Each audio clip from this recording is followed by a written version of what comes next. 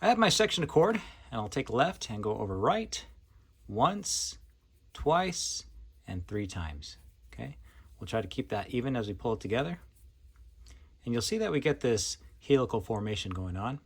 Okay, before we pull it all the way tight, we want to look closely at this. On the front side, I have these 2 sections that I can pull apart. On the back, you see a single section there. And so I'm going to take the 2 in the middle, separate them, and now I have these 2 windows. Okay. Now with those 2 windows, I want my single strand on top as I thread through my opposing cord. Okay. We want the loop to be on this side, and that way if we pull it all the way down, it tops out and we can pull it back open.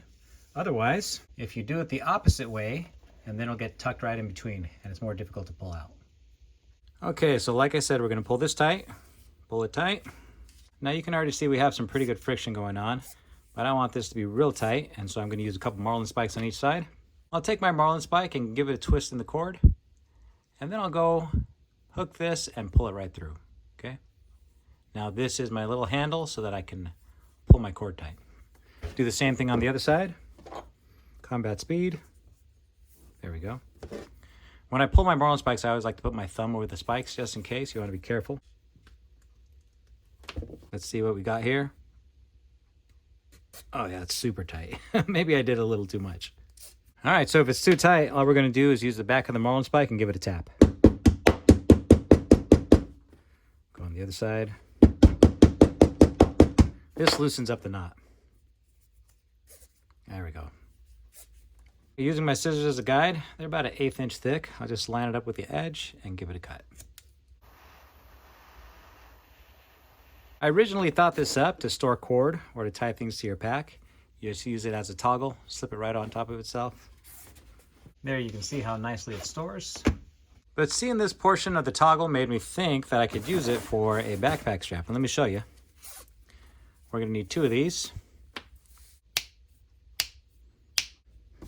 Now take a look at this. If I go right over the top and hook on, okay, and then I go over the back and hook on, now look what happens with my toggles here. I'll pull, pull, pull, pull, pull. There we go. It seems like it needs a lot more force. I think it'll be just fine if we're trying to keep a couple straps together. When you fuse 2 ends together, you want to make sure that it is brand new as far as the cut. You don't want to try to heat these and then place them together, because the fuse is going to be very weak. I'll show you right now. Okay, I'll let these solidify, and then I will do this again. I'll heat up the ends, and then I'll place them together. Okay, you think that you have a good bond, but you definitely don't. Okay, here's my good bond right here. Pull, pull, pull. That one's good. Here's my refused bond. Yep, not so good. Now, it's not all bad. I often use this as a breakaway feature when I'm doing a paracord bracelet. Now I just have a loop with the toggle in the middle, and I'm going to run it through and tie a girth hitch. I'm going to go underneath so that I can see the top of it. There we go. Just like that. Now looking at this, I realize I should have made an extra toggle. I like how it holds it in place right on the strap, and then I could have another one floating here. But I didn't, so let's keep going. All right, I got it tied on, but it hasn't gone through any field testing, so maybe you guys can give it a try and let me know what you think. So this, of course, is adjustable, and it comes off very easily. Before we go, I want to share something I got from Ron in Georgetown, Kentucky.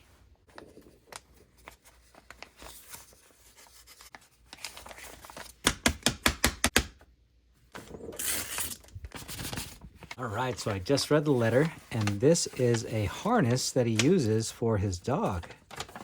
Let's take a look. This is all his design. Oh, look at this. Okay. Oh, I get it. I think I get it. Oh, look, it even has a sliding knot here. Nice. Okay, let's see what we got.